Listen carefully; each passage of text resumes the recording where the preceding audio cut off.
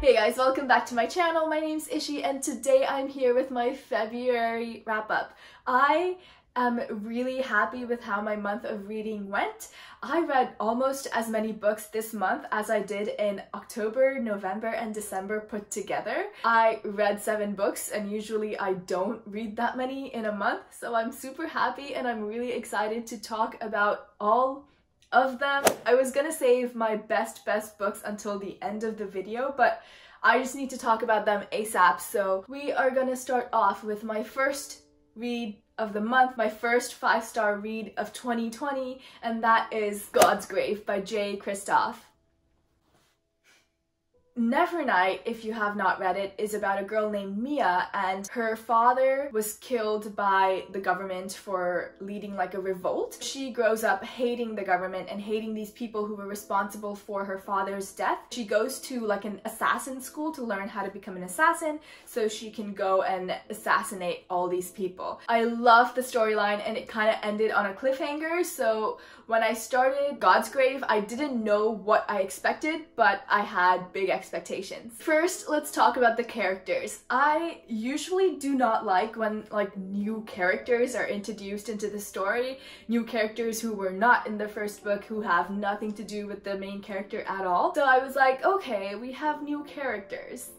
And I was like a bit skeptical, but I loved all of the new characters that were introduced into the story. I loved seeing how Mia interacted with them because it was different from how Mia interacted with the people in the first book. So I loved seeing that different dynamic. There was a lot of political tension, there was a lot of like family tension, familial tension, and I think it added like a really unique layer to the story. And then there's Mia herself. In this book, you kind of see how Mia, even though she kind of acts like she knows everything, she is very much still a child, and there's a lot she doesn't know about the world and even about herself. She has blind spots, she has biases, she makes mistakes, and I just love how she grows from them. And I am really looking forward to seeing how she grows even more in Dark Dawn. Next, I want to talk about the plot. I loved it. I am speechless.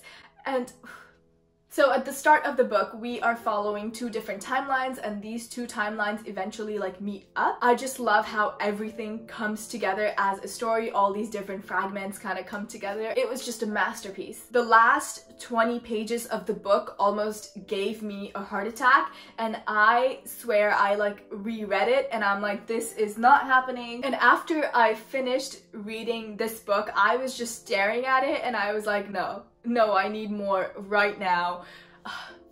It was amazing. It was awesome. If you have not read Nevernight, please do, just so you can read God's Grave, because I liked God's Grave so much better than Nevernight, because Nevernight, I still had my doubts, but God's Grave is what finally won me over into the series. I was surprised, I am amazed, and I am in love.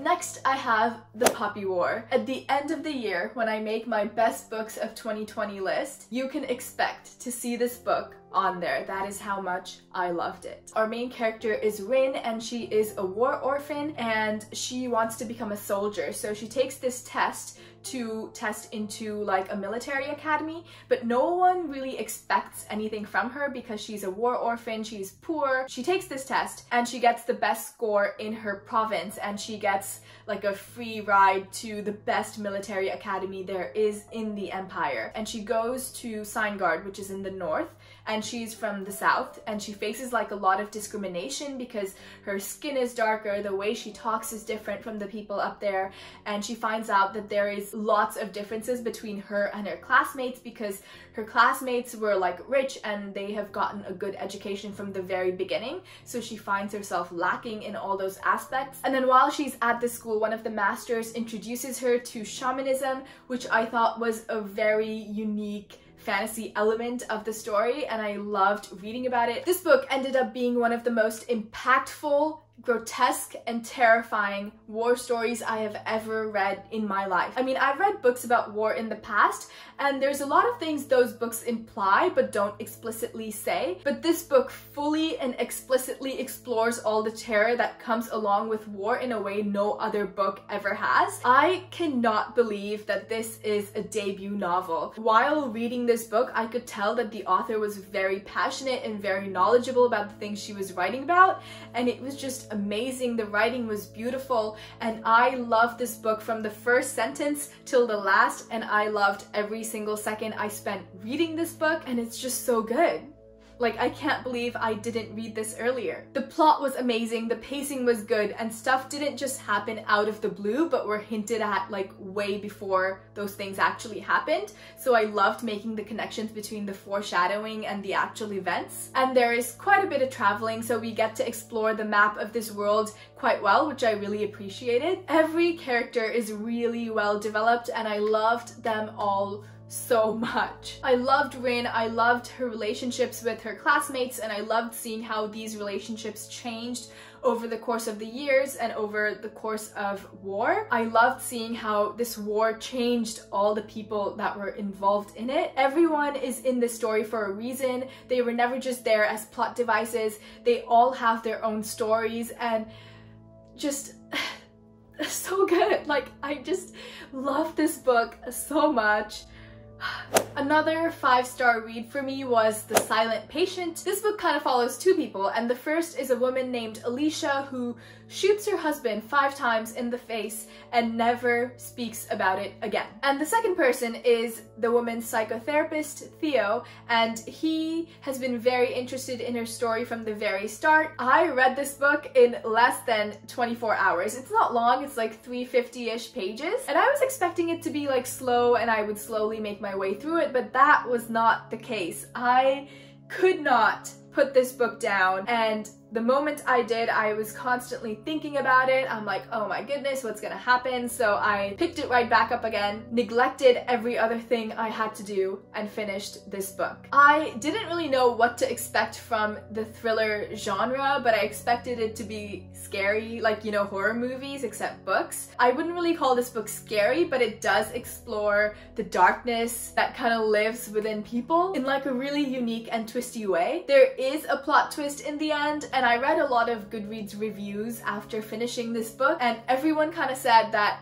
oh yeah, like, I saw that plot twist coming, and I think in a way, like, I could tell where this book was going, but when it finally got there, it was still just as impactful and just as mind-blowing than if I hadn't known at all. The story revolves around these two main characters, so I felt like they were really well developed. I don't really think all the side characters were well developed, and I didn't really care about them, I didn't think about them. So that is one thing that did come to my mind when I was thinking of critiques, but at the same time, that didn't really stop me from loving this book, and it didn't stop me from enjoying reading this book, so hence the 5 stars. The next book I'm going to be talking about is Cersei. Oh, I have it.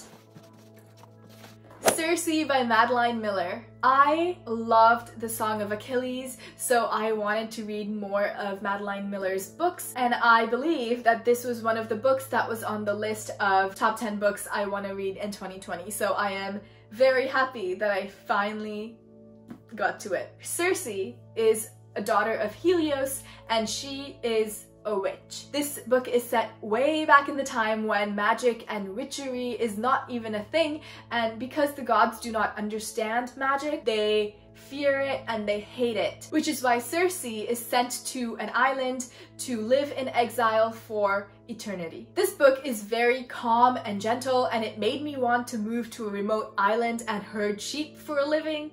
It made me want to go out in the gardens and pick some herbs. Like, it just had a very calming, gentle feeling, like ocean waves, just like...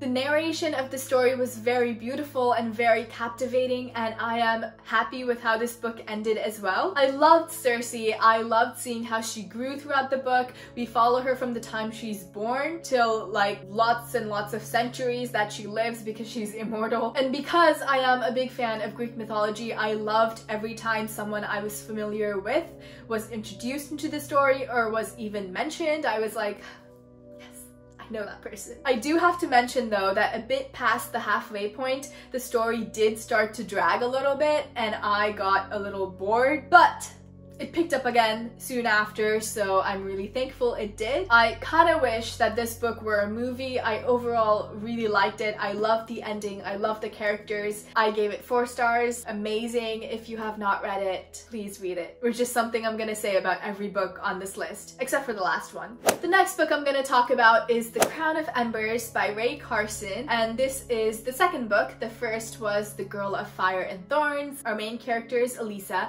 and at the age of 16, she is married off to the king of another country. She's also the bearer of a godstone, which means that she's God's chosen one basically, and is destined to do great things. So she goes off to her husband's country and she's in this new court and must learn to navigate her way through all these court politics while do the things that are expected from her as the bearer of the godstone. Now, The Crown of Embers was so much better than the first book in my opinion, and I enjoyed it very much. I actually listened to it on audiobook and I could not stop listening to this book. There has been so much character development all throughout the first book, and Elisa has grown so much by the time we are in the second book. The plot was a bit fast-paced, which I also found was the case with the first book. We travel a lot, and every time we are getting familiar with like one thing, we have already moved on to another. So it would have been good if the pace was kind of slowed down a bit, but I'm not complaining too much because I did enjoy this book. The side characters are also better developed in this book than they were in the last, so I loved seeing more of them in the story, especially Lord Hector and Mara as well. I loved seeing Elisa's relationships with all of these side characters, especially Lord Hector. I am also very surprised by this book, and I'm surprised by how much I loved it. I mean, when I really put my brain to it and think about it, this book is kind of lacking when you compare it to other YA books like Six of Crows. I feel like it's just not at that level, but I shamelessly, without a single bit of regret, enjoyed this book, and I will recommend it to everyone because it was that good. And I don't know if I said this already, but The Crown of Embers, I gave it 4 stars as well. The next book I have is Thunderhead by Neil Shusterman, which is book 2 after Scythe, and I loved Scythe. It was one of the best books I read in 2019, which is why I had big expectations for this book. Scythe takes place in a world where there is no war, no death, no disease, and the only way in which people die is if they are killed by a scythe. Our 2 main characters are Citra and Rowan, and they are chosen to apprentice under a scythe, and in book 2 they are scythes. They are no longer apprentices and things happen. Thunderhead, I think, was just as thought-provoking as Scythe, if not more. We get to see a world that is completely managed by artificial intelligence. The Thunderhead has control over everything. Throughout the book, there were these journal entries by the Thunderhead, which I loved reading. If I were to rate the world building, the plot, and the characters separately, the world building by far was the best. 10 out of 10. This world feels so real to me. Like, there's a lot of parallels drawn from real life as well, which makes it all the more believable. Like, I can see our own society today headed in this direction. Maybe like 100 years from now, or like 200 years from now, who knows? But I absolutely loved reading about this world. It was so good. Plot was also good, but I don't think it was as good as Scythe. I would give the plot like a 7 out of 10 maybe. Scythe I was into right away and I enjoyed it and I thought about it constantly. But this book I was like not really interested in the beginning. I could put it down and just like not pick it up again and not think about it. But I did get into this book around 300 pages in, and that is when this book really picked up, and after that I really enjoyed the plot as well. Overall it was a bit slow for my liking, but I enjoyed it nonetheless, especially in the end. Next, the characters disappointed me. I loved the characters in the first book. I loved Rowan, I loved Citra, neither of whom I liked in Thunderhead. My favorite character in this book was Grayson, and he was the only character that made me feel something. I was scared for him, I was angry for him, I was angry at him, and I was annoyed at him, and I was just really into his story. When it came to characters other than Grayson, I found the character development to be lacking in comparison to the world building and the plot. Like, it kind of seemed like the world building and plot were over there, way over there, and the characters were over here trying to catch up with the world building and the plot. I loved Rowan in the first book. He went through a lot of character development and his presence in every scene was electric. But in this book, he was just flat. Like, there was nothing going on. It seemed like his character arc was over. Like, stuff was obviously still happening to him, but if you really think about it, the plot would have been exactly the same whether he was there or not. He literally could not have been in this book at all, and the outcome would still be the same. I would explain further, but I don't want to give away spoilers, but you are free to argue with me about this.